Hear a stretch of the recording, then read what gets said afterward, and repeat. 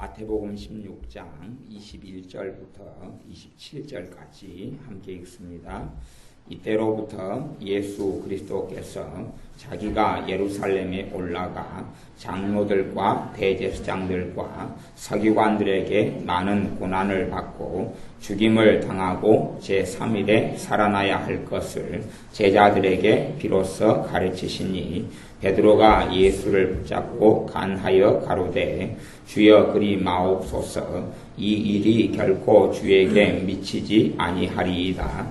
예수께서 돌이키시며 베드로에게 이르시되 사단아 내 뒤로 물러가라. 너는 나를 넘어지게 하는 자로다. 내가 하나님의 일을 생각지 아니하고 도리어 사람의 일을 생각하는도다 하시고 이에 예수께서 제자들에게 이르시되 아무든지 나를 따라오려거든 자기를 부인하고 자기 십자가를 지고 나를 좇을 것이니라. 누구든지 제 목숨을 구원코자 하면 잃을 것이요 누구든지 나를 위하여 제 목숨을 잃으면 찾으리라. 사람이 만일 온 천하를 얻고도 제 목숨을 잃으면 무엇이 유익하리요? 사람이 무엇을 주고 제 목숨을 바꾸겠느냐? 인자가 아버지의 영광으로 그 천사들과 함께 오리니 그때에 각 사람의 행한 대로 갚으리라. 아멘. 주님께서 이 마태복음 16장 21절부터는 주님의 십자가 고난, 십자가 순환에 대한 첫 번째 예고가 나오는 장면이 됩니다.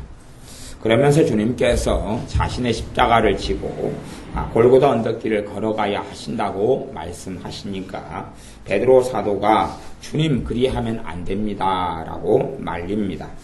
이 일이 결코 주님에게 일어나서는 안 됩니다. 주님이 고난당하시면 안 됩니다. 주님이 죽으시면 안 됩니다 라고 합니다. 그럴 때 우리 주 예수님께서 베드로에게 말씀하시되 16장 23절에 보면 사탄아 내 뒤로 물러가라. 너는 나를 넘어지게 하는 자로다. 너가 하나님의 일을 생각지 아니하고 도리어 사람의 일을 생각하는도다. 사탄아 내 뒤로 물러가라. 두 가지 의미로 해석할 수 있습니다. 사탄아 내 뒤로 물러가라. 뒤로. 예수님 뒤로 물러가라. 그 말의 첫 번째는 베드로를 통하여 우리 주님의 십자가를 지시는 길을 방해했고 공격했다는 사실이고 그렇게 해석할 수 있고 두 번째는 이 베드로 자체에 대해서 사탄이다 그렇게 말했을 수도 있지만 내 뒤로 물러가라 그런 걸 볼 때에는 베드로가 이 마귀 사탄에게 자신의 생각과 입을 마귀의 도구와 통로로 아마 내어주지 않았는가 그렇게 생각합니다. 안 그럼 내 뒤로 물러가라 그럼 베드로를 사탄이라고 지칭했으면 베드로가 저리 물러가야 되잖아요. 근데 베드로는 떠난 일이 없거든요.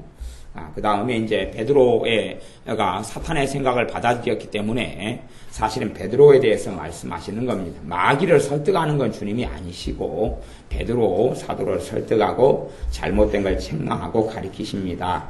너가 하나님의 일을 생각지 아니하고 도리어 사람의 일을 생각하는도다. 그러면서 이제 오늘 핵심의 말씀이 마태복음 16장 24절인데 아무든지 나를 따라오려거든 자기를 부인하고 자기 십자가를 지고 나를 좇을 것이니라. 자신의 십자가를 지고 예수님을 따르라. 그것이 오늘 말씀의 핵심적인 구절이 됩니다. 자기의 십자가를 지고 나를 따르라. 이 자기 십자가를 지고 주님을 따라야지만이 주님의 제자가 된다. 그럴 때만이 참내 제자가 된다 하는 말씀은 마태복음, 마가복음, 누가복음에서는 반복적으로 말씀하는 주제가 됩니다. 요 지금 비슷한 말씀을 주님께서 공생의 세월 동안에 자주 말씀하시는 것이 됩니다. 요 마태복음만 해도 이 16장만이 아니라 마태복음 10장에도 이 아비나 부모나 형제나 처자를 나보다 더 사랑하는 자는 하나님 나라에 합당하지 않고 누구든지 자기 십자가를 지고 나를 따라야지만이 하나님 나라에 합당하다 그렇게 말씀하셨습니다. 그러므로 누구든지 자기 십자가를 지고 따라야 주님께 합당한 사람이 됩니다. 자기 십자가를 지고 자기 몫을 해야 된다 그 말이죠. 요한복음에서는 자친히 주님에 대해서 하시는 말씀 많이 있습니다. 예수님께서 자기의 십자가를 지고 골고다 언덕길을 걸어가셨다. 그렇게 요한복음에는 나와 있습니다. 요한복음 19장 17절이죠. 자기 십자가를 지고 예수님께서 걸어가셨다. 그러므로 우리 각 사람에게도 자신의 십자가가 있습니다. 자신의 십자가가. 그러나 어떤 사람들이 이야기하고 말하는 십자가는 자기의 십자가가 아닙니다. 어떤 사람들이 그래서 내 십자가가 무엇이냐에 대해서는 굉장히 포괄적인 단순히 이거다 저거다 말할 수 없는 좀 복잡한 내용들이 자기 십자가 안에 들어가 있어서 이해에 있어서 좀 어려움이 충분히 있을 수 있습니다. 그러나 가령 내게 병이 있다 그러면 그 병이 과연 내 십자가가 될 것이냐 맞기도 하고 틀리기도 합니다. 맞기도 하고 십자가일 수도 있고 아닐 수도 있습니다. 십자가가 아니다. 그것은 무슨 말이냐 그러면 그 사람이 주님의 말씀을 믿는 믿음만 있으면 병은 치료됩니다. 그렇기 때문에 병을 달고 살 필요가 없다 그 말입니다. 어떤 마음의 병이라든지 육체의 병을 가지고 살 필요는 없습니다. 그건 십자가가 될 수가 없습니다. 그게 십자가가 된다면 예수님께서 우리를 위해서 2000년 전에 채찍에 맞으실 이유가 없기 때문에 그렇습니다. 그러므로 자기의 병을 앓고 아프고 살아가는 사람이 이것이 내 십자가다 그런다면 정말 우스운 이야기가 될 것입니다. 그건 말이 안 되는 이야기입니다. 자신의 병과 아픔을 가지고 이건 내 평생 가지고 가야 될 십자가다 그렇게 말한다면 그 사람은 병원에 가지 않아야 됩니다. 왜?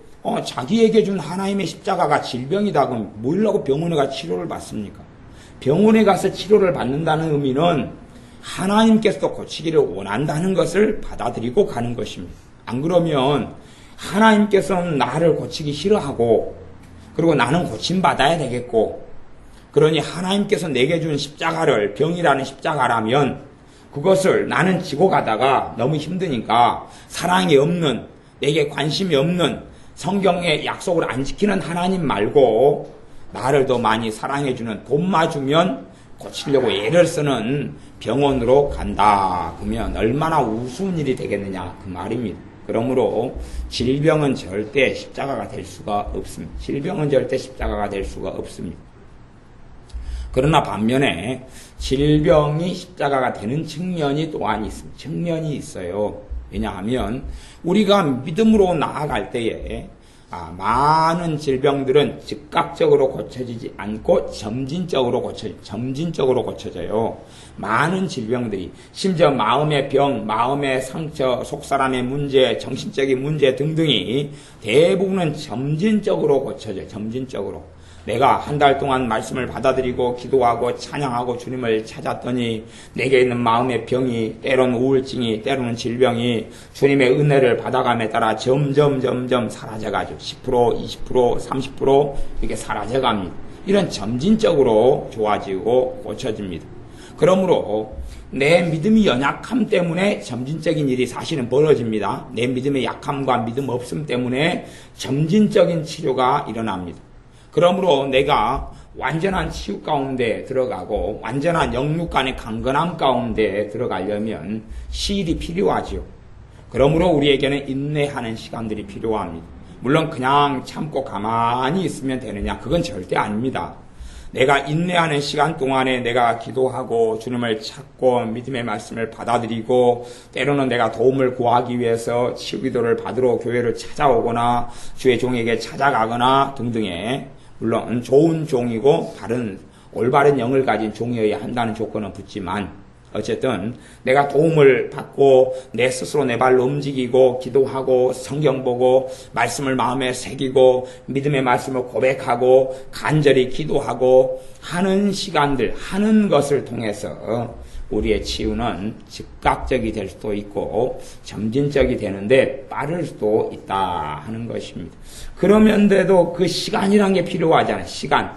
그럴 때 그런 의미를 그 시간이 필요한 것, 점진적으로 나아가는데 시간이 필요한 것을 우리 입장에서는 내 십자가다 그렇게 말할 수는 있다. 그런 여지는 있다. 그러나 본질적으로는 그건 십자가가 아니다. 그런 이야기입니다. 그렇게 말할 수는 있어요. 인내가 필요하니까. 하지만 그런 자기 십자가라는 것은 본질적으로 뭐냐 하면 하나님께서 내게 준 것을 이야기하는 것입니다. 내 죄를 통하여 생겨난 것을 이야기하는 게 아니고 내 죄와 내 잘못과 내 어리석은 선택을 통해 생겨나는 게 아니고 가령 내가 부부 간의 사이에서 상대방을 사랑하지 못하고 용납하지 못하고 때로는 상대방이 잘못된 길을 걸어갈 때에 내가 그를 위해서 간절히 중보기도 한다면 그가 잘못된 길을 걸어가는 게 멈출 터인데 내가 상대방 남편이든 아내를 위해 기도가 필요할 때 저 사람의 기도가 필요할 때가 있는데 기도를 하지 않아요. 그러면 그 사람은 잘못된 길을 걸어가겠죠? 돈 문제가 생겨나겠죠? 그러면 부부는 한 몸이기 때문에 나도 돈 문제를 뒤집었습니다. 그런 다음에 이제 그건 지지 않아야 될 십자가죠. 내가 기도하지 않았기 때문에 생겨나는 문제지요. 그걸 십자가로 알면 안 된다 그런 이야기입니다. 자기 십자가의 본질은 하나님이 준 사명을 이야기하는 것입니다. 자기 십자가의 본질은 이 땅을 살아나가면서 내가 불가피하게 통과할 수밖에 없는 것을 이야기하는 것이 자기 십자가의 중심에가 있는 개념입니다. 그러므로 내가 가령 보증을 잘못 써가지고 빚이 5천만 원이 졌어요. 5천만 원을 갚는 데 시간이 많이 걸리겠죠. 그것을 십자가라고 하면 안 된다 그런 이야기입니다. 내가 부부싸움을 10년간 치고받고 많이 했겠지요. 그러면 부부 사이가 얼마나 거리가 멀고 상처가 많고 항상 이혼하자, 살자, 못 살자, 만날 때마다 불쾌하고 짜증나고 좋은 말보다는 성질나는 말을 하게 되고 예민하게 반응하게 되고 그러겠지요. 그래서 부부간에 만날 때 시간을 오래 보낼수록 너무 고통스럽고 힘들겠죠.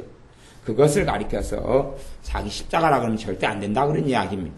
그것은 내가 어리석게 살고 죄악되게 살아서 그러는 것이 그런 걸 하나님이 허락했네 허용했네 그딴 소리를 거기에 갖다 붙이면 아주 그냥 잘못된 어리석은 사람이 되고 맙니다. 왜냐하면 자기가 져야 될 책임을 하나님이 허락했다고 하나님께 책임을 돌리는 것입니다. 자기가 생각하는 것을 가령 욥기라면 하나님이 허락하셔서 욥이 사탄의 공격을 받습니다. 그러나 본질적으로 욥을 공격한 것은 하나님이 아니라 마귀입니다. 그리고 나중에 욥이 고백하기를 내가 하나님에 대해서 귀로만 들었사옵더니 이제는 눈으로 보았나이다. 욥의 신앙이 정말 당대에는 의인이었음에도 불구하고 하나님의 기준에는 이르지 못합니다. 그리고 그 욥의 안에는 내가 두려워하던 것이 내게 임하였다. 하나님의 신약성경 말씀에는 두려우면 형벌이 따름이라 그랬습니다. 욥의 신앙과 수준이 당대에는 의인이었는지 몰라도 그의 수준이 별로 이르지는 못합니다. 하나님 보시기에는. 가령 욥이 하나님을 내가 귀로만 들었는데 눈으로 보았나이다 했던 눈으로 보는 신앙, 하나님을 깊이 알고 그분과 동행하며 그분과 깊은 관계성 속에 있었다면 과연 욥이 사탄에게 당했던 그러한 고통과 어려움을 당했겠느냐라고 물어볼 때에 저는 그렇지 않다라는 저는 그렇게 봅니다. 욥의 문제지요.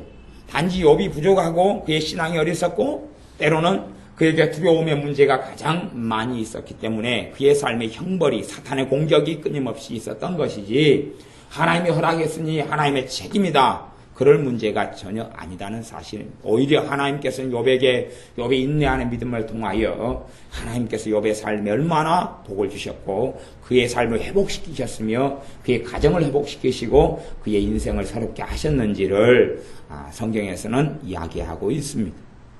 하나님이 하시는 것과 마귀 하는 일이 틀린데 마귀가 짓누르고 공격한다. 그걸 자기 십자가로 알면 안 되는 것입니다. 가령 우리의 부모님이 무당이에요. 엄마가 무당이에요. 무당의 집안이면 얼마나 더러운 귀신의 역사가 많겠습니까? 무당이면 귀신의 역사가 많고 고통이 많아요. 우리 부모님이 어릴 때부터 제사를 많이 지내왔으면 내 인생과 삶 속에 귀신의 역사가 엄청 많을 거예요. 엄청 많아요. 이걸 싸우고 물리치는 데는 쉽지 않은 여정과 걸음과 길을 걸어가야 됩니다. 그렇게 걸어가야 돼요. 하지만 그것을 자기 십자가라고 하면 안 된다는 이야기입니다. 왜냐하면 주님께서 이 땅에 오셔서 마귀의 일을 멸하러 오셨다고 말씀합니다. 주님은 자유케 하려고 오셨고 마귀에게 눌린 자, 포로된 자를 해방시키려 오셨는데 그걸 내가 계속 짊어지고 있어야 된다. 그러면 우스운 일이 되겠죠. 그럼 말이 안 되는 일이 됩니다. 그러면 주님께서 해방시키시는 주님의 역사, 귀신을 쫓아내는 권세와 권능을 주시는 주님의 능력은 힘입을 수가 없습니다. 내가 평생 짊어지고 살아가야 할 테니까요. 그러나 우리 자신에게 매일 문제입니다. 주님은 우리를 해방시키시고 우리 주님께서 우리를 치유시키시며 주님의 보혈을 통하여 우리를 새롭게 하십니다. 그것을 내가 빨리 받아들이느냐 그렇지 않느냐는 우리의 몫과 우리의 문제가 되어지는 것이지, 그러지 그걸 내가 평생 짊어지고 살아야 된다 어쩐다 그런 이야기가 안 되는 것입니다. 단지 자기 십자가라면 본질적으로는 우리가 주님을 찾고 기도해야 됩니다. 그게 자기 십자가예요. 가만히 입 벌리고 있으면 하늘에서 홍시가 뚝뚝 떨어지는 게 아닙니다. 여러분이 감나무 밑에서 입 벌리고 누워보십시오. 대봉감나무 밑에서 홍시가 떨어지게 해주십시오. 그러면 어찌 되는가? 그 조만간 가을 이런 장마가 온다 이런 이야기가 있습니다. 장마가 있으면 태풍도 있겠지요. 폭염이 남북 폭염이 쭉 좀 이번 주 이어가다가 가을 이런 장마가 온다 그러면 장마철 되면 대봉감나무 밑에 누워 있으면 대봉감이 익지 않아 가지고 바람 불면 뚝 떨어질 거 아닙니까? 어디로요? 여러분 입에 떨어지면 큰일 납니다. 이빨을 다 와자작 부러뜨릴 거기 때문에. 여러분 머리에 떨어지면 저 같은 사람은 머리가 단단하기 때문에 살아남아도 여러분은 아마 병원에 실려갈 수도 있습니다. 나무가 높으면 높을수록. 그래 입 벌리고 감나무 밑에 있다 해서 감이 어떻게 입에 떨어집니까? 아니 가을에 홍시가 돼서 떨어진다고 해보십시오. 여러분 입이 도대체 대봉감보다 큽니까? 입을 쫙 벌리고 있어도 입 안에 정확하게 꼬링이 돼도 여러분 얼굴은 감으로 떡칠이 될 겁니다. 아니 안 된다 그런 이야기. 내가 스스로 해야 되는 것. 누구나 어떤 젊은이는 그렇게 기도하더라고요. 하나님 자고 일어나면 이 성경 66권을 내 머릿속에 다 집어넣어 주세요. 그리고 성경을 베고 잡니다. 성경에 다 들어오게 해주세요. 그건 말이 안 되는 이야기. 내가 성경을 읽고 말씀을 내 마음에 받아들여야 되는데 그걸 하나님이 해달라고 그래요. 이건 자기 십자가입니다. 베드로전서 4장에 보면 5장에 보면 너희는 마귀를 대적하라. 그리하면 너희를 피하리라. 마귀하고 싸우는 것은 내가 싸워야 되는, 내가 싸우는 것이지 주의 종이 대신 잠깐은 해줄 수 있어도 본질적으로는 내가 싸울 힘이 없을 때 도와주는 것이지, 그러나 결국은 내 두 발로 서서 내가 마귀를 대적하고 싸워야 됩니다. 이 땅에 있는 모든 신자에게 마귀가 공격하고 역사하는 것은 그것은 동일한 이 땅의 삶을 살면서 고난당하는 거다. 그렇게 이야기합니다. 그러므로 마귀가 신자에게 공격하는 것은 그건 자기 십자가여야 됩니다. 그러나 마귀가 공격한다 해서 다 자기 십자가는 아닙니다. 내 죄로 인해 공격하면 내 십자가가 아니죠. 내 집안에서 우상 숭배를 통해 공격한다면 그건 내 십자가가 아닙니다. 그거 내 죄와 상관없이 내 잘못과 어리석음하고 상관없이 마귀가 공격한다면 그건 계속 싸워 나가야 됩니다. 그러나 그런 일들은 생각 외로 그렇게 많지는 않습니다. 그러므로 본질적으로 우리의 삶 속의 역사는 마귀 역사가 저주가 대부분 우리의 믿음 성장에 따라서 기도 생활과 성령 충만과 은혜 생활과 말씀을 깨닫고 회개하고 그런 생활을 통해서 마귀의 저주와 역사가 떠나가면 신자의 삶은 참 자유롭고 참 평안합니다. 그러므로 주님께서 말씀하시기를 내 짐은 쉽고 가벼움이라 그렇게 말씀하신 거예요. 주님 내 계명은 무거운 것이 아니로다. 나 주님을 따르는 길이 너무 버겁고 힘든 게 아니다 그 말입니다. 왜냐하면 진짜 주님을 따라가면 자신의 능력과 힘으로 주님을 따르는 게 아니라 성령 충만으로 따르게 해놓으셨기 때문에 그렇습니다. 성령 충만으로 사랑이 충만하고 기쁨이 충만하고 평안이 충만하고 오래 참음이 있고 자비가 있고 충선이 있고 양선이 있고 절제가 있고 온유가 있고, 그러니 사실은 성령 충만한 삶이 주님을 따라가는 삶인데, 아니 제가 사람 100명 1000명 만나서 성령 충만하면 괴롭습니까? 그러면 뭐라고 이야기한 줄 압니까? 너무 행복합니다. 성령 충만하면 어떻습니까? 천국 같습니다. 성령 충만하면 어떻습니까? 이상하게 옛날에는 이런 걱정거리가 생기면 잠을 못 잤는데 지금 걱정이 아무렇지도 않게 느껴져요. 그렇게 말하지요. 그게 예수를 믿는 사람이 살아가야 될 주님을 따르는 길입니다. 주님을 따르는 길이에요. 믿음의 말씀을 받아들인다. 믿어야 한다. 누가 대신 믿어줄 수 있습니까? 내가 믿어야 합니다. 내가. 부모가 자식을 위해 기도를 많이 해줍니다. 기도를 자식을 위해 많이 해줍니다. 그러면 자식의 삶이 잘 될 줄 알고. 아니요, 잘 안 됩니다. 한 1000일 금식하면서 철회하면서 해보십시오. 잘 되는가? 잘 안 됩니다. 잘 돼도 조금 풀려나도 조금 그렇습니다. 조금 그래요. 무슨 말인고 하니 아무리 내가 눈물 뿌리고 헌신해서 자식을 위해 기도한다 할지라도 그가 당사자가 움직이지 않으면 당사자가 주님을 영접하지 않고 당사자가 기도하지 않고 당사자가 주님을 찾지 않고 당사자가 본인이 회개하지 않으면 그 기도의 효과라는 건 아주 미미할 수밖에 없습니다. 아주 적을 수밖에 없어요. 아주 적을 수밖에 없어요. 내 기도가 내 자식이 예수를 믿는 걸 대신해주고 내 기도가 자식이 믿음 갖는 걸 대신해주고 그런 게 도대체 어디 있습니까? 그런 게 가능하다면 저도 신령한 사람한테 나으른 게 기도 좀 해달라 그러랍니다.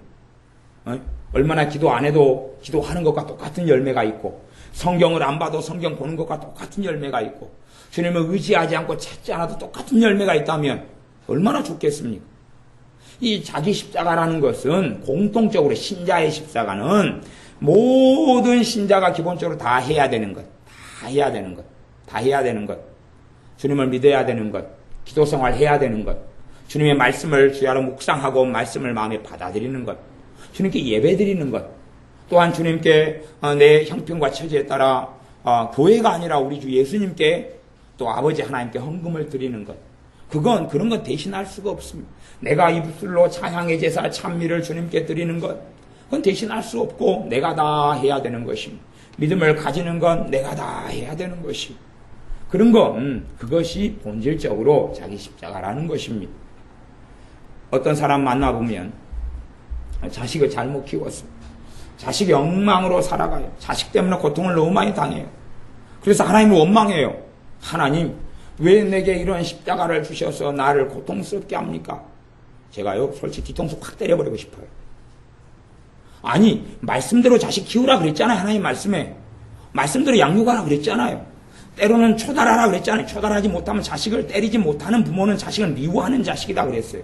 그렇기 때문에 뭐 인본주의 교육이 뭐라고 말하든지 간에 말씀을 가지고 진리를 가지고 자식을 때려야지만 자식은 바르게 되는 것이, 때리지 않는 부모는 자식을 반 이상은 망쳤다라고는 알 수 있어요. 왜? 하나님의 교육의 방식이 초달이거든요. 그러나 분노와 혈의와 성질과 자기 기분에 따라 아이를 때린다면 그건 절대 때리지 않아야 되는 일에 속하게 됩니다. 평안 가운데 사랑 가운데 인내하는 사랑으로 자신이 어그러졌을 때에 사랑으로 온유함으로 말씀을 가지고 진리를 가지고 가리킴으로 훈계함으로 때리고 채찍해야 자녀가 올바른 자녀가 됩니다. 그런데 그런 것을 전혀 하지 않아요. 하지 않고 방치하고 방임하고, 그러니 이제 자기 멋대로 한 30살까지 산 자식이 어떻게 사람 무시를 하겠습니까? 그러니 부모는 죽을 때까지 자식 걱정을 못 버리죠. 그리고 하나님을 원망하는 겁니다. 자기를 탓하고 회개해야 되는 문제를, 물론 회개한다고 다 처리는 당연히 안 되지요. 회개한다고 잘못했던 것이 다 사라지는 게 어디 있습니까? 그럼 저도 돈 1억을 가지고 있다면, 물론 1억도 없고 1000만 원도 없습니다만은 1억을 가지고 있다면 1억을 가지고 내 마음대로 주식에 투자해. 주식에 투자하겠어. 마음 투자해가지고 돈 다 날리면, 하나님 이번에 허탕입니다. 돈 다시 1억 회복시켜주세요. 그러면, 그리고 회개를 하면, 잘못했습니다. 용서해주세요. 1억이 다시 뚝 떨어지고, 또 다른 데 주식을 투자해요. 그리고 다 돈 날려먹은 다음에 하나님 잘못했습니다. 그러면 또 1억이 다시 뚝 나타나고, 그런 일이 도대체 어디 있겠습니까? 도대체 내가 회개해도 그 결과는 그대로 남는 것이에요. 내 삶 속에 어리석게 했던 결과가 그대로 남고 그 결과를 짊어지고 가는 것이지요. 그런 의미에서 십자가가 있다고 말할 여지는 있지만 본질적으로 주님이 원치 않는 십자가예요.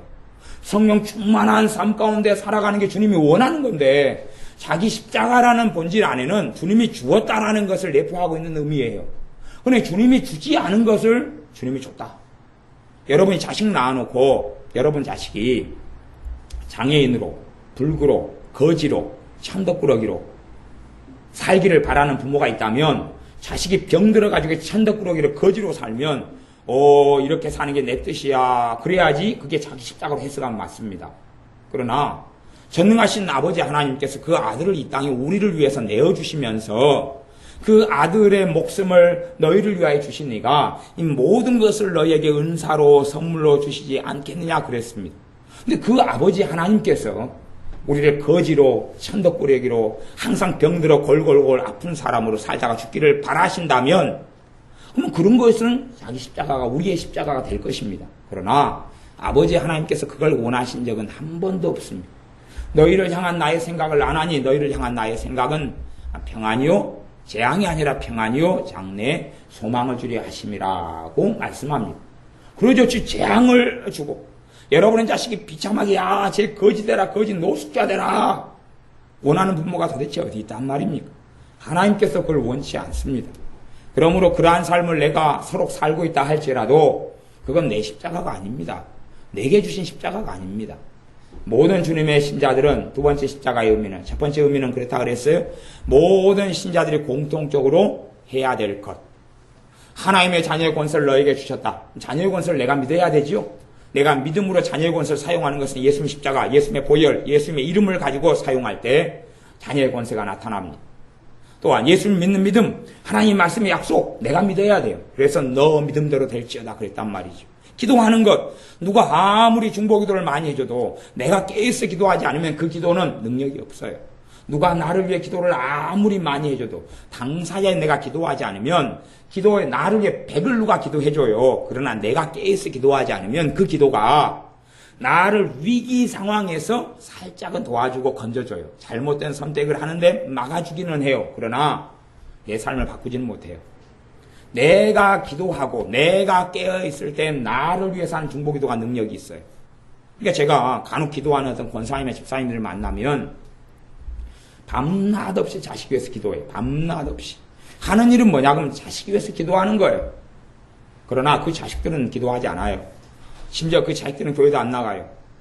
예수님도 믿지 않아요. 그러면서 자기가 자식 위해서 그렇게 열심히 기도하면 자식이 어떻게 좋게 될 줄 알아요. 아니요, 안 되거든요. 그냥 어려움의 때를 잠깐 모면하긴 해줘요, 내 기도가. 가령 자식이 주식을 투자하려고 그래요. 그럼 거기에 유혹돼서 주식 투자하면 집을, 아파트를 날려버리고 말아요. 모아놨던 돈 5천만 원을 날려버려요. 그럴 때 되면 성령님께서는 기도하게 하셔요. 내 자식이 안 믿는 자식이라 할지라도. 왜? 내 자식 문제는 그 부모 문제 아닙니까? 기도하게 하셔요. 그때 기도를 하면 자식에게 미혹됐던 껍질이 벗겨져가지고 주식 투자를 안 해요. 사고를 안 쳐요. 그때 기도하면. 그러나 그때 기도하지 않으면 평상시 기도하다가 자식이 주식 사고를 칠 때 위에서 기도하지 않으면, 집중적으로 기도하지 않으면, 성령의 감동 올 때 기도하지 않으면 주식 사고를 칩니다. 그리고 5천만 원 빚지면서 엄마한테 아빠한테 돈 내놓으라 그럽니다. 그런 일을 벌인다 그런 말이에요. 내 기도가 자식이 사고치고 문제를 일으킬 때에, 그때 되면 성령님께서 기도할 감동을 주실 때에 집중적으로 기도해야지 그 문제가 없어지는 거예요.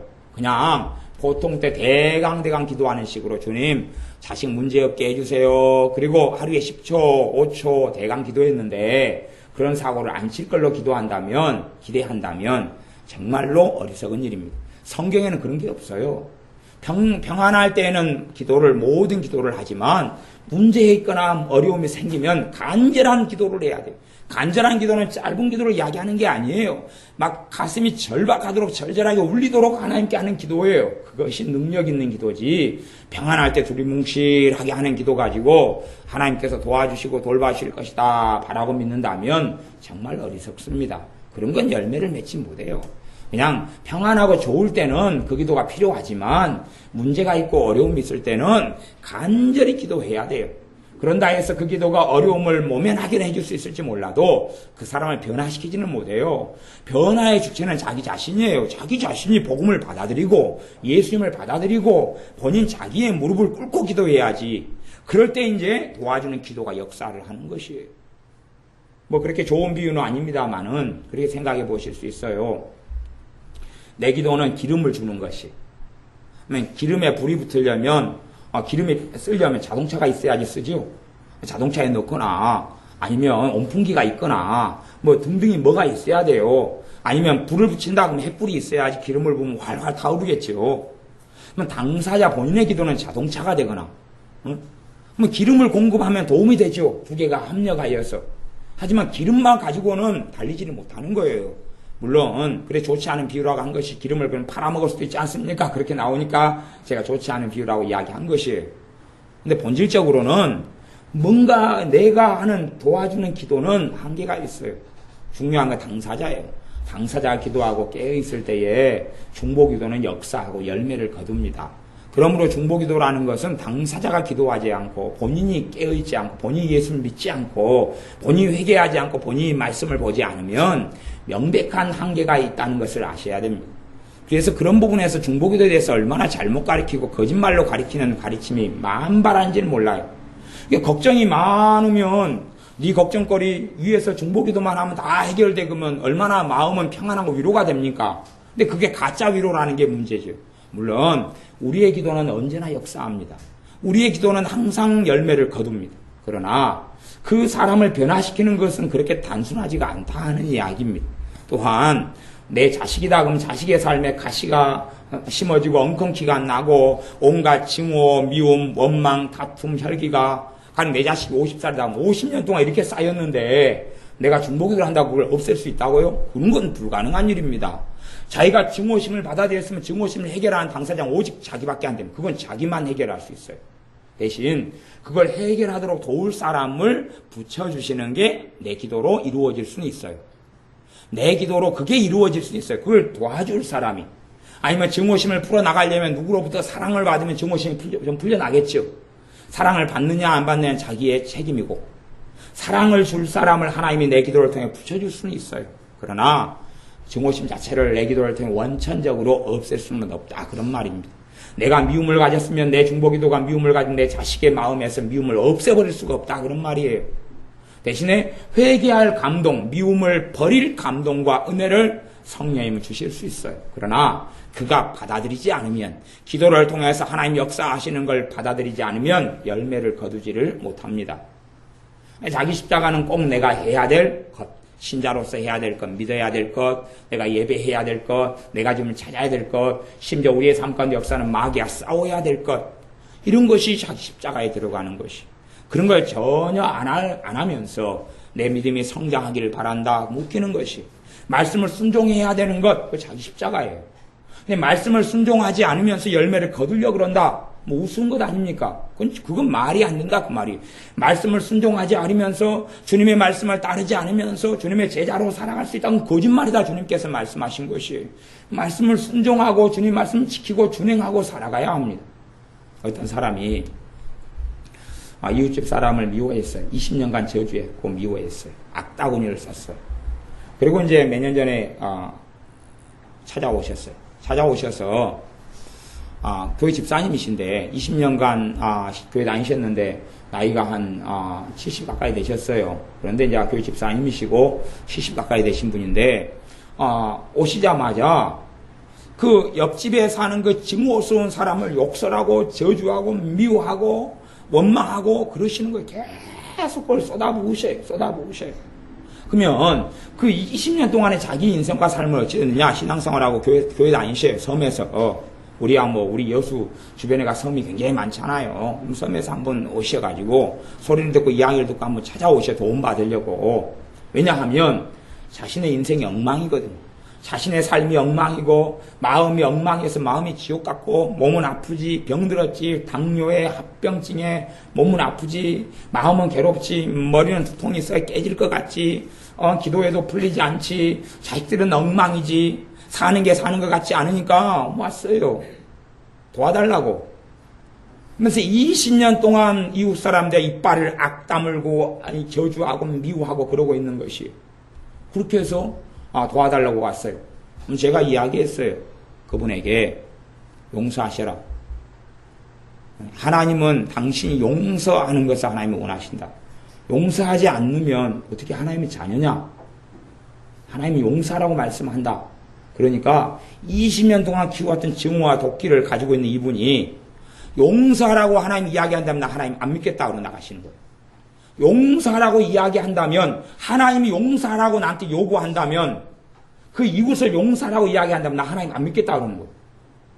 아니 그런 삶에 있어서 질병을 어떻게 고치고 그 삶에 있어서 엉망이 된 걸 어떻게 치유하겠느냐 그 말이에요. 어떻게 처리하겠느냐 그 말이에요. 자기가 용서라는 주님의 말씀을 순종하지 않으면서 주님의 사람이다 하면 안 되는 것이. 그래서 제가 극단적으로 이야기해요. 당신이 그렇게 이빨을 갈고 증오하고 산다면 당신 신자 아니다. 예수님의 천국은 당신과 상관없고 당신은 지옥에 간다. 분명히 내가 이야기하는데 성경을 제가 펼쳐가 보여줬어요. 자, 분명히 이야기하는데 너희가 너희 형제를 용서하지 않으면 하늘에 계신 너희 아버지 하나님도 너희 용서하지 않는다고 분명히 못 박았다. 그러니 나는 분명히 당신 교회 목사가 아니지만 나도 목회자로서 성경을 나는 정확히 이야기했으니까 당신 선택해라. 지옥 가든지 당신이 주님을 따르는 신자가 아닌 길을 20년간 살아왔는데 그게 하루아침에 처리되거나 없어지진 않는다. 하지만 당신은 용서의 걸음을 뗄 수는 있다. 물론 용서가 쉽지 않을 거다. 20년 동안 당신이 저주하고 악다구니를 써서 당신이 그 사람을 미워하고 증오하고 원망하고 이간질하고 이웃 사람들에게 얼마나 그 사람한테서 험담했느냐. 교회 와서도 목사 앞에서도 그 사람 욕하고 있었으면 당신은 섬에 사는 사람들한테 당신이 다 욕하고 살았을 거다. 당신 죄가 가로막혀 있는데 용서가 쉬운 줄 아느냐. 어떤 사람은 자기가 어떤 사람을 10년을 미워하고 증오하면서 용서하라고 그러니까 용서가 어렵다 그래요. 용서가 쉽지 않다고. 몇 번이나 용서하는 기도를 해야지 용서가 될 거냐고 물어봐요. 제가 속으로 웃어요. 아니 자기가 상대방 용서하지 않고 미워하면서 성령님이 감동하시는 말씀, 성경에 쓰여진 말씀을 어기고 10년을 살았으면서 용서 안 하는 과정 가운데 용서 안 하는 죄를 통하여 얼마나 죄를 지었겠어요. 죄 얼마 지었겠어요? 그냥 태산같이 쌓았을 거 아닙니까? 우리 동네 구봉산이 300 몇 미터죠? 380 몇 미터? 385요? 저는 높은 정도까지 10년간 용서 안 하면서 미움, 증오, 원망을 이렇게 쌓았을 거 아니에요. 그 죄의 완전한 웅덩이가 됐을 것 아닙니까? 그런데 용서가 쉽다고요? 용서가 그게 쉬우려면 나도 그런 데 가가지고 기도 한번 받고 싶다니까요. 그게 쉬우면 용서가 쉽겠어요? 어렵겠어요? 자기가 쌓아놓은 죄가 어마어마하게 있는데 어렵지요. 어려워요. 단지 첫걸음을 용서합니다. 용서해 주세요 주님. 내가 그 사람을 증오하고 살았습니다. 그러면 500걸음을 걸어야 된다면 겨우 한 걸음 뗀 거에 불과하는 것이에요. 그냥 말만 주님 용서합니다. 잘못했습니다. 자기 아내를 10년 동안 막 욕하고 증오하고 욕설하고 아내를 저주하고 살았어요. 그러다가 10년 지난 다음에 늙어지면 마누라밖에 없지 그래가지고 부부간의 관계를 좋게 해야지. 그래서 아내를 손을 잡고 이야기했어요. 여보 10년간 내가 당신한테 못된 말하고 안 좋은 말한 거 용서하소. 그렇게 했어요. 근데 아내가 받은 상처와 아픔과 한은 없어져요? 안 없어져요? 안 없어지죠. 근데 아내가 그래도 돼요. 그래도 뭐라 그래요. 그러니까 남편이 이야기해요. 나 분명히 당신한테 잘못했다 그랬고 하나님께도 회개했는데 왜 당신 마음 못 푸냐 그래요. 말이 되는 이야기 그것이? 용서의 걸음이 얼마나 어려운데 자기 입의 말로만이 자기는 다 회개가 된 거예요. 그게 10년 동안 저주하고 욕하고 혈기 부리고 짜증 부리고 자기 마음대로 자기 아내를 조종하려 하고 별일을 다 했을 텐데 어떻게 그 한 번의 말로 죄가 다 용서가 되겠으며 관계가 회복이 되겠느냐 그런 말이에요. 근데 참 웃기는 사람들 많이 만나요. 제가 그래서 이야기해요. 속으로. 제가 아직 안 가봤는데 화순에 가면 화순 기독 정신병원이 있는데 한 큐에 오고 나는 사람들은 정신병원에 가서 뭐 특별한 약을 먹이는지 몰라도 병원과 치료를 일단 신앙을 치료받기 전에 상식인 몰상식한 정신병을 치료받아야겠다고 속으로 저는 생각합니다. 자기가 10년간 증오했으면서 용서가 한 걸음에 주님 잘못했어요. 그러면 딱 용서가 되고 이런 걸 기대한다면 얼마나 우습습니까? 얼마나 우스워요. 용서의 걸음이 그 사람은 어렵고 힘들 수밖에 없습니다. 생각해 보세요. 밭이 10만 평이 있어요. 10만 평을 미움과 증오로 다 채워버렸어요. 10년 동안 미움과 증오, 원망, 한으로 10만 평을 채웠어요.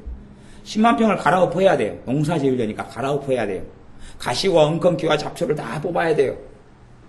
그러면 그게 꽃갱이질 한 번 하고 트랙터로 그냥 1분을 운전하고 뒤집어 엎고 경규로 한 번 쑥 지나가니까 10만 평이 다 갈아엎어져 버립니까?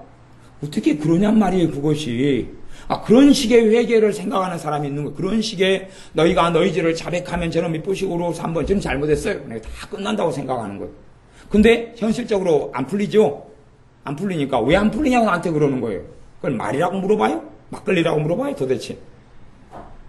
지난번에 은혜가 막걸리를 보고 마시고 싶다 먹고 싶다 그래서 은혜가 착각한 거예요. 막걸리를 마시고 싶다는 게 아니라 그래서 제가 농담으로 롯데마트 같이 가가지고 막걸리 코너 앞에 가서 은혜야 한 병 마실래?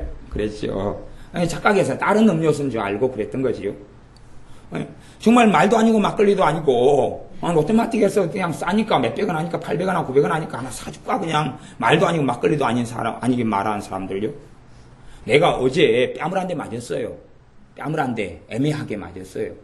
그러면 내가 어제고 오늘이면 이빨을 조금만 갈았을 거 아니에요. 그죠? 밤에 그냥 씩씩씩씩 거리고 그러다가 하나님 말씀을 보았는데 용서하라는 거예요. 그래서 내가 용서를 해요. 그러면 좀 쉽겠어요? 어렵겠어요? 좀 쉽지요. 어제 일이고 시간 오래 안 됐고 내가 계속 곱씹은 시간이 몇 시간 안 되고 그렇단 말이에요. 그런데 10년 동안 30년 동안 곱씹었어요. 그게 해결되는데 얼마나 시간이 오래 걸리겠느냐 하는 생각을 해야 됩니다. 심지어는요 30년 동안 내가 한과 미움과 용서하지 못함을 품고 살았으면 상식적으로 생각하면요 해결하는데요. 상식적으로 제가 이야기 상식적으로 해결하는데 몇 년은 보내야지 상식입니까? 30년은 보내야 될 거 아니에요. 30년은. 이해됐어요? 30년은요. 내가 30년 동안 증오하고 미워하고 원망하고 살았으면 30년은 용서하고 회개하고 보내야 될 거 아니에요. 얼마나 많이 싸워왔는데 물론 상식적인 이야기고 실제적으로 30년이 걸린다는 이야기는 아닙니다.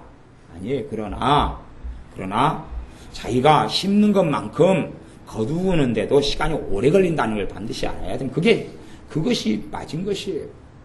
그러니 자기가 용서하지 못해서 삶이 엉망이 됐으면서 그게 자기 십자가다 그러면 안 된다 그런 이야기입니다. 그건 아니에요. 틀린 것이에요.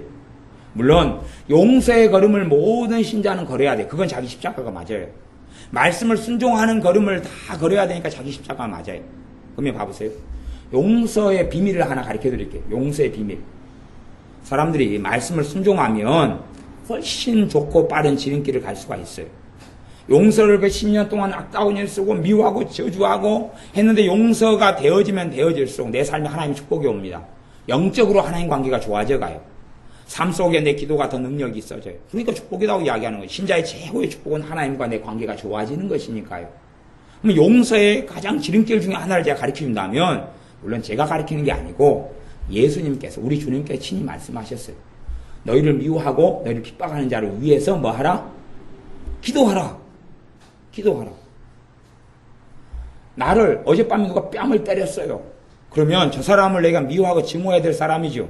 주님의 말씀은 저 사람 위해서 뭐 하라고요? 중보기도 하라는 거예요. 중보기도 하라고 잘 되도록. 그래야지 내 용서의 문제가 풀리고 해결돼 간다 그 말입니다. 주님 앞에 섰을 때 내가 바르고 의로운 사람이 되는 것이에요.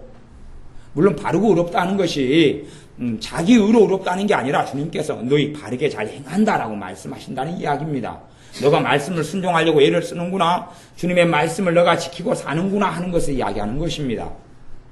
근데 그런 순종의 걸음을 걷지 않아요. 말씀에 순종하는 것은 우리가 해야 될 우리 십자가입니다. 우리가 져야 될 십자가예요. 대신 못 해줍니다. 누가 나를 위해서 금식기도 해주고 철야기도 해줘도 내가 순종해야 될 것을 대신 해줄 수는 없다. 그런 것이에요. 나를 미워하는 사람을, 나를 핍박하고 나를 저주하는 사람을 위해서 내가 기도하는 것은 대신해 줄 수가 없어요. 내가 할 때에 왜 주님께서 하라 그랬는지 그 열매를 알 수 있어요. 심지어 시어머니와 내 관계를 많이 정리하고 싶다. 주님 앞에서 깨끗하게 하고 좋게 하고 싶다. 시어머니가 나를 핍박했고 힘들게 했다. 그러면 내가 중보기도 대상자가 누구가 들어가야 돼요? 시어머니. 무엇으로요? 주님의 사랑으로. 사랑으로 시어머니로서 계속 기도할 때에 왜 주님께서 너 핍박하는 사람, 너를 욕하고 헐뜯는 사람을 위해서 기도해라 그랬는지 그 비밀을 그때야 알 수가 있어요. 그때 해야.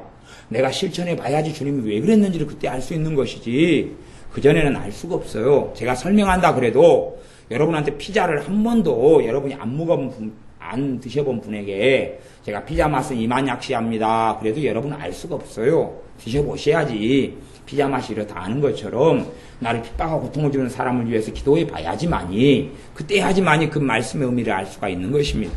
두 번째 자기 십자가는 뭐냐 그러면 각 사람마다 자기의 사명이 있어요. 각 사람마다 이 몸된 교회, 예수님의 몸이 교회입니다.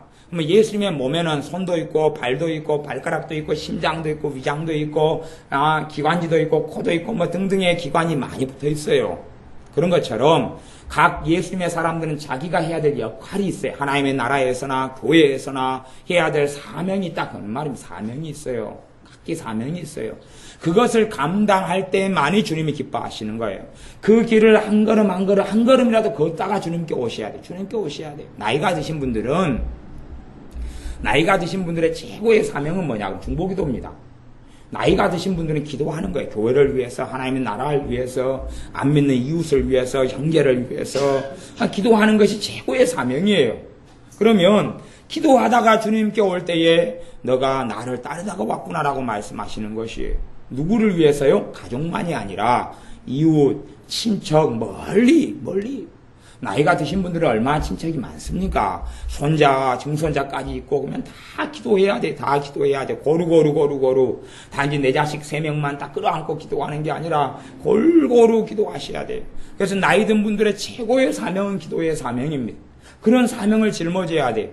때로는 전도는 모든 신자가 해야 되지만 전도의 사명을 따로 특별하게 받은 분이 있어요. 그런 분은 주로 전도의 사명을 모든 신자가 다 해야 되지만 전도의 사명을 받지 않은 분들은 전도하는 게 힘들어요.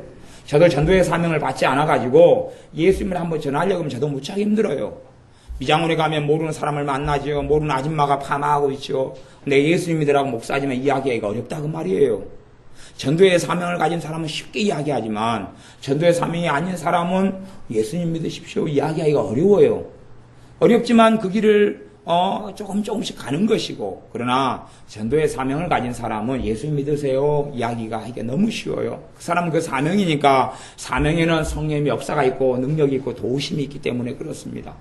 또 어떤 사람은 가르치는 사명이 있어요. 하나님 말씀을 가르치는 사명이. 저 같은 경우가 이제 가르치는 사명을 가진 사람인데 말씀을 가르칠 때는 편해요. 왜? 성령님께서 도와주시고 능력을 주시기 때문에 편합니다. 수월합니다. 또 어떤 사람은 돕는 사명이 있어요. 또 어려운 일이 있고 부족함이 있을 때 도우면 그 사람은 돕는 게 편해요. 그러면 돕는 사명이 있는 사람 돕는 게 편해요. 누구의 이름으로요? 자기가 영광을 받지 않고 예수님의 이름으로 돕고 예수님의 이름으로 섬기는 게 편해요. 그런 사명. 어떤 사람은 다스리는 사명. 리더십의 사명이 있어요. 그 사명이 성경에 나와 있으니까요. 다스리는 자는 다스리는 일을 하라 그랬어요. 그 일을 할 때에는 그 자리가 주님의 사명을 감당하는 자리가 됩니다. 물론 주님의 이름으로 예수님의 이름으로 할 때 그렇지요. 그런 사명을 어릴 때는 알 수가 없어요. 가령 우리 우리미 주원이가 5살인데 5살짜리 애한테 너 사명은 뭐냐? 너가 커서 뭐 할래? 그러면 아이가 말할는지 몰라도 그건 나중에 하게 되는 일과는 다른 것입니다. 맞을 수는 있지만 대부분 틀려요. 아이는 뭐가 뭔지를 몰라요. 아이 때는 사명이라는 게 드러날 수 없는 것처럼 자기의 직업과 해야 될 일이 드러날 수 없는 것처럼 신앙적으로 믿음적으로 어릴 때는 뭘 일을 해야 될지 몰라요. 하지만 믿음이 자라가면서 성님 은사가 오고 성님의 이끌림이 있고 인도가 있고 주님을 계속 따라갈 때 그럴 때만이 사명이 드러나서 사명을 감당하다가 주님 앞에 섰을 때에 칭찬과 존귀와 영광을 얻게 되는 것입니다. 그게 사명. 그러지 내 실수, 허물, 문제를 통하여 갖가지 어려움을 당하는데 이걸 주님께서 주신 십자가입니다. 내가 언제 이리 힘들어야 됩니까? 언제까지 고생돼야 됩니까? 그러면 큰일이 나는 것입니다. 원망이에요. 원망. 하나님께 뒤집어 씌우는 것입니다. 그러니 우리의 삶 가운데 우리가 기도해야 됩니다.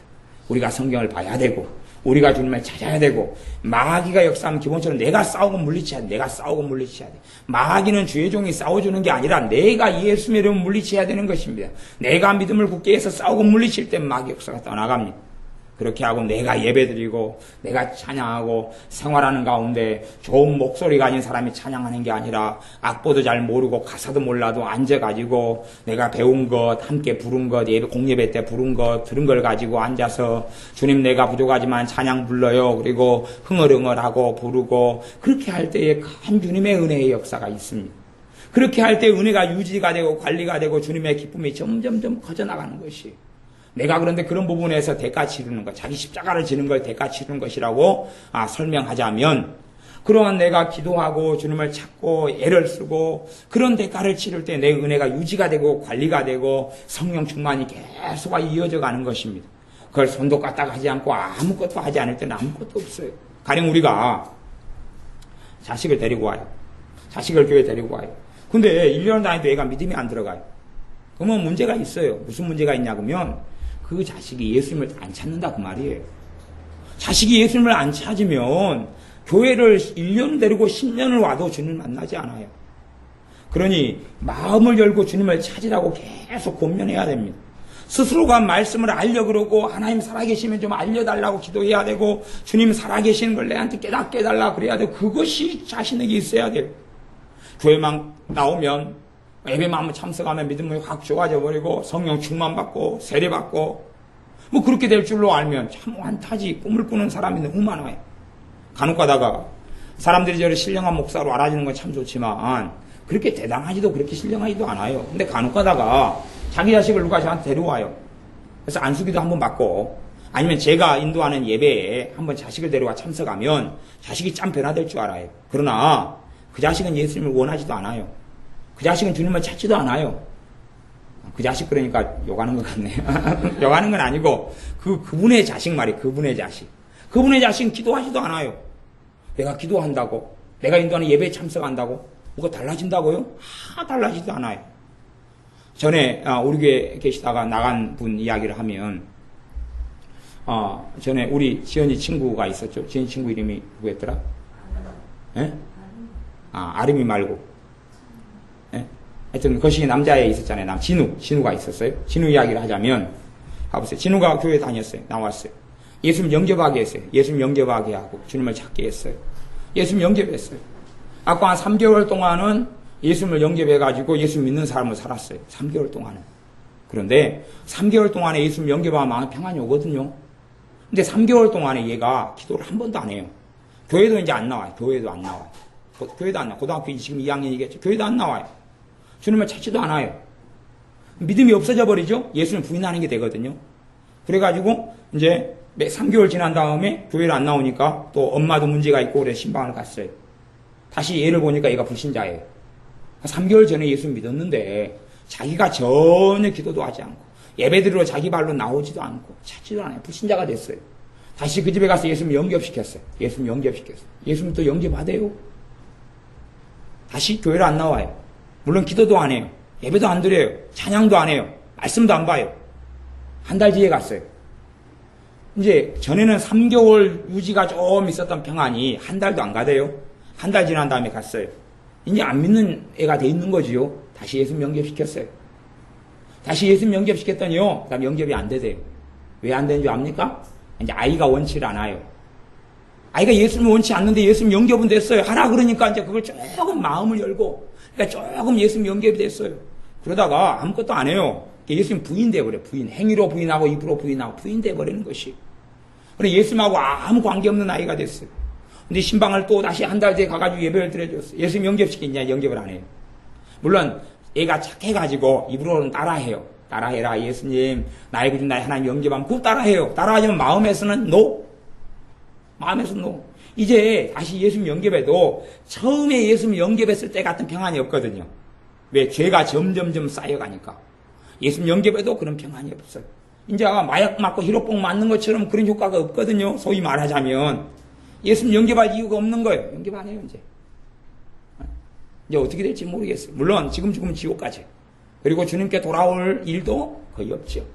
왜? 걔 엄마가 뭐 기도하는 분도 아니고 신앙생활 제대로 안 하기 때문에 그런 길을 걸어가죠. 물론 걔 때문에 많은 세월의 눈물을 부모는 흘려야 되겠죠. 그러나 그것 가지고 하나님께 와서 한 큐에 해결해달라 그런 일은 존재하지 않겠죠. 스스로 자기가 주님을 원치 않으면 안 되는 것이요. 그런데 자기 자식은 주님을 원치도 않아요. 찾지도 않아요. 기도하지도 않아요. 그렇게 어릴 때부터 훈련을 시키질 않아요. 그런 다음에 이제 예배에 데리고 나왔어. 믿음의 삶을 한번 바꿔달라고. 서울 집회에 데리고 오면. 나보다 어떻게 하라는 이야기야, 나보다. 주님은 예루살렘아 암탉이 병아리를 모으리 함같이 너희를 모으리 한 적이 몇 번이냐. 그러나 너희가 원치 아니하였다. 그러므로 돌 위에 돌 하나도 남지 않고 무너뜨리우리라. 너희가 나를 원치 않았기 때문에 너희는 심판 받고 멸망받는다라고 주님이 선포했어요. 하나님의 선택한 백성인 예루살렘 이스라엘에 관하여 선포하시고 AD 70년에 이스라엘은 완전히 무너져버리고 맙니다. 그리고 2000년간 나라가 없는 땅으로 이 땅에 살아갑니다. 그게 주님이신데 원치 않는데 어떻게 가능하냐 그 말이에요. 그러므로 우리가 주님을 찾고 기도하고 말씀을 가까이 하는 게 내가 주님을 원하는 게 되어져서 우리의 믿음은 자라가고 주님으로부터 얻는 것들을 누려가고 주님의 은혜는 더 많아져 갑니다. 그것이 우리가 져야 될 우리 십자가고, 이러한 자기 십자가를 지고 주님을 따를 때에, 그럴 때에 주님께서 우리를 기뻐하시고 과연 너가 나를 따라온다, 너가 나를 따라오는구나 라고 인정하실 것입니다. 주님의 제자가 될 것입니다. 기도하겠습니다. 아버지 하나님, 우리에게 신앙생활과 영적인 생활 속에 주님을 순종하고 따르는 인생 속에 우리가 져야 될, 말씀을 순종해야 될 십자가, 하나님의 말씀을 행해야 될 십자가, 기도해야 될 십자가, 예수님의 이름으로 마귀와 싸우고 대적해야 될 십자가, 예배해야 될 십자가, 이러한 우리에게 허락하신 주신 하게 하신 십자가를 우리가 짊어지고 주님을 따라야 함에도 우리가 책임을 유기하며 회피하며 순종하지 않겨 주님을 따라가는 길을 걸어가지 않은 어리석음을 고백하며 회개합니다. 우리에게 주신 십자가를 짊어지게 하시고 우리에게 주신 사명을 짊어지게 하셔서 주님의 제자로 주님을 기쁘시게 하는 사람으로 살게 하여 주옵소서. 예수님의 이름으로 기도하옵나이다. 아멘.